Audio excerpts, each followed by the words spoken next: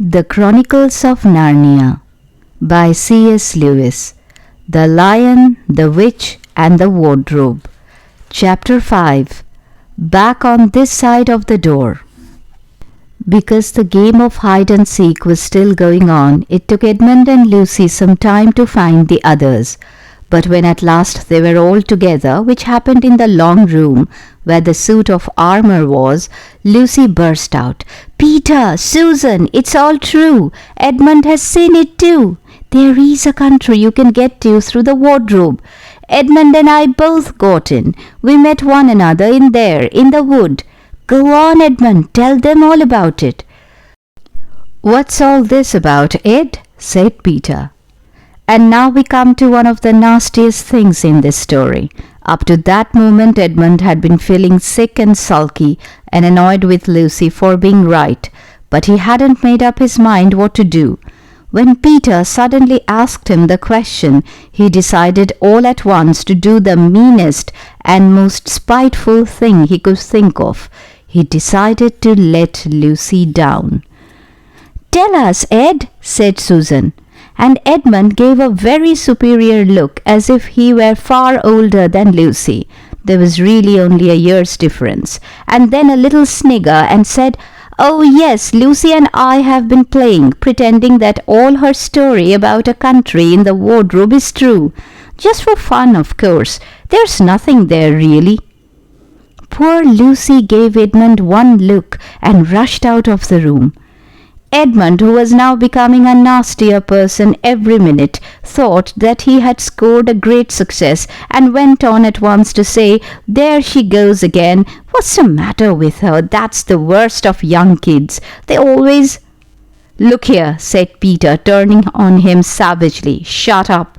You have been perfectly beastly to Lou ever since she started this nonsense about the wardrobe, and now you go playing games with her about it and setting her off again. I believe you did it simply out of spite." "But it's all nonsense," said Edmund, very taken aback. "Of course it's all nonsense," said Peter. "That's just the point. Lou was perfectly all right when we left home, but since we have been down here she seems to be either going queer in the head or else turning into a most frightful liar. But whichever it is, what good do you think you'll do by jeering and nagging at her one day and encouraging her the next?" I thought, said Edmund, but he couldn't think of anything to say. "You didn't think anything at all," said Peter. "It's just spite. You've always liked being beastly to anyone smaller than yourself. We have seen that at school before now." "Do stop it," said Susan. "It won't make things any better having a row between you two. Let's go and find Lucy." It was not surprising that when they found Lucy a good deal later, everyone could see that she had been crying. Nothing they could say to her made any difference. She stuck to her story and said, "I don't care what you think and I don't care what you say. You can tell the professor, or you can write to mother, or you can do anything you like. I know I've met a fawn in there and I wish I'd stayed there, and you are all beasts. Beasts." It was an unpleasant evening. Lucy was miserable, and Edmund was beginning to feel that his plan wasn't working as well as he had expected. The two older ones were really beginning to think that Lucy was out of her mind. They stood in the passage talking about it in whispers long after she had gone to bed. The result was, the next morning they decided that they really would go and tell the whole thing to the professor. "He'll write to father if he thinks there is really something wrong with Lou," said Peter. "It's getting beyond us." So they went and knocked at the study door, and the professor said, "Come in," and got up and found chairs for them and said he was quite at their disposal. Then he sat listening to them with the tips of his fingers pressed together and never interrupting till they had finished the whole story. After that he said nothing for quite a long time. Then he cleared his throat and said the last thing either of them expected. "How do you know," he asked, "that your sister's story is not true?" "Oh, but—" began Susan, and then stopped. Anyone could see from the old man's face that he was perfectly serious. Then Susan pulled herself together and said, But Edmund said they had only been pretending. That is a point, said the professor, which certainly deserves consideration. Very careful consideration. For instance, if you will excuse me for asking the question, does your experience lead you to regard your brother or your sister as the more reliable? I mean, which is the more truthful? That's just the funny thing about it, sir, said Peter.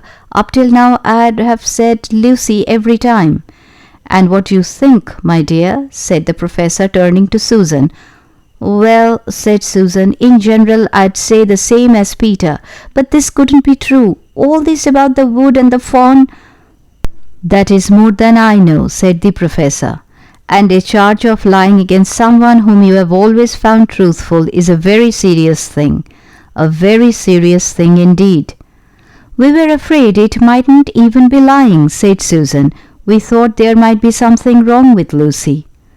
Madness, you mean? Said the professor, quite coolly. Oh, you can make your minds easy about that. One has only to look at her and talk to her to see that she is not mad. But then, said Susan, and stopped. She had never dreamed that a grown-up would talk like the professor and didn't know what to think. Logic, said the professor, half to himself. Why don't they teach logic at these schools? There are only 3 possibilities. Either your sister is telling lies, or she is mad, or she is telling the truth. You know she doesn't tell lies, and it is obvious that she is not mad. For the moment then, and unless any farther evidence turns up, we must assume that she is telling the truth. Susan looked at him very hard and was quite sure from the expression on his face that he was not making fun of them. But how could it be true, sir? Said Peter. Why do you say that? Asked the professor. Well, for one thing, said Peter, if it was real, why doesn't everyone find this country every time they go to the wardrobe?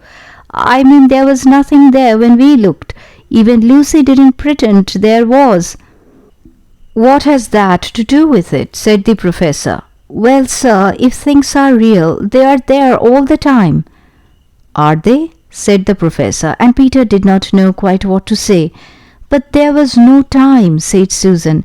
Lucy had no time to have gone anywhere, even if there was such a place. She came running after us the very moment we were out of the room.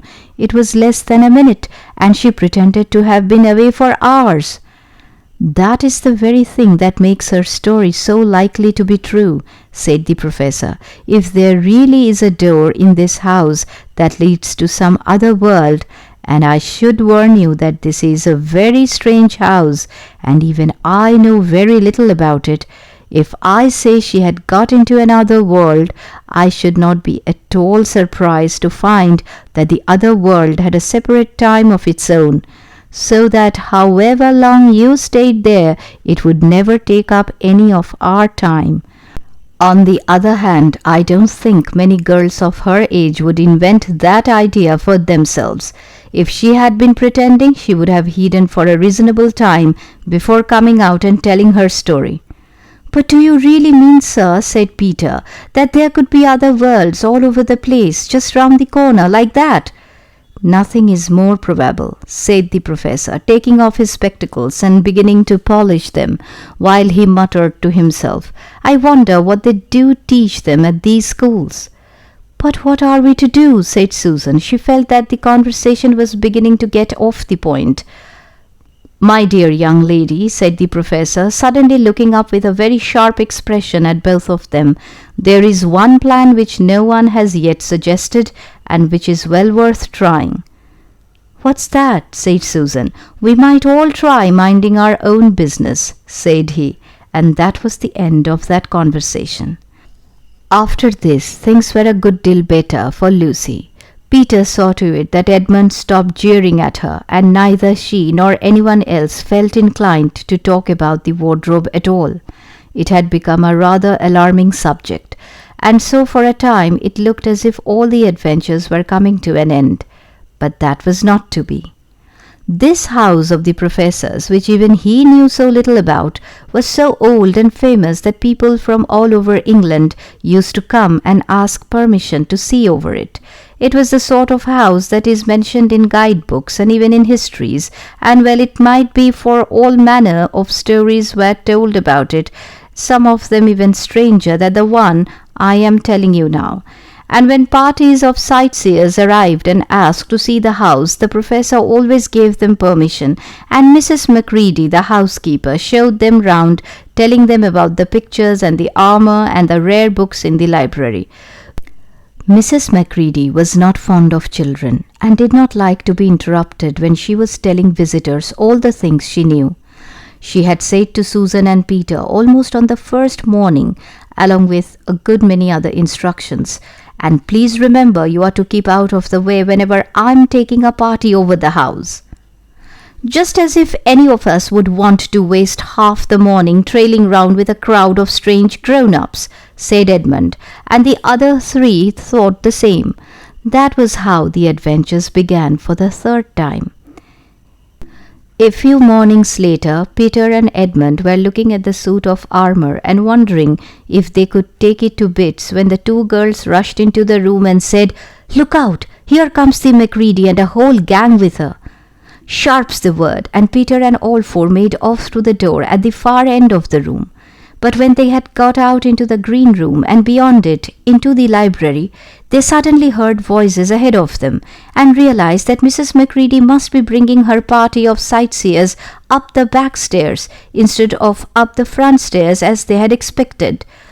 And after that, whether it was that they lost their heads, or that Mrs. Macready was trying to catch them, or that some magic in the house had come to life and was chasing them into Narnia, they seemed to find themselves being followed everywhere, until at last Susan said, "Oh, bother those strippers! Here, let's go into the wardrobe room till they've passed. No one will follow us in there." But the moment they were inside, they heard voices in the passage, and then someone fumbling at the door, and then they saw the handle turning. "Quick," said Peter, "there's nowhere else," and flung open the wardrobe. All four of them bundled inside it and sat there panting in the dark. Peter held the door closed but did not shut it, for of course he remembered, as every sensible person does, that you should never, never shut yourself up in a wardrobe.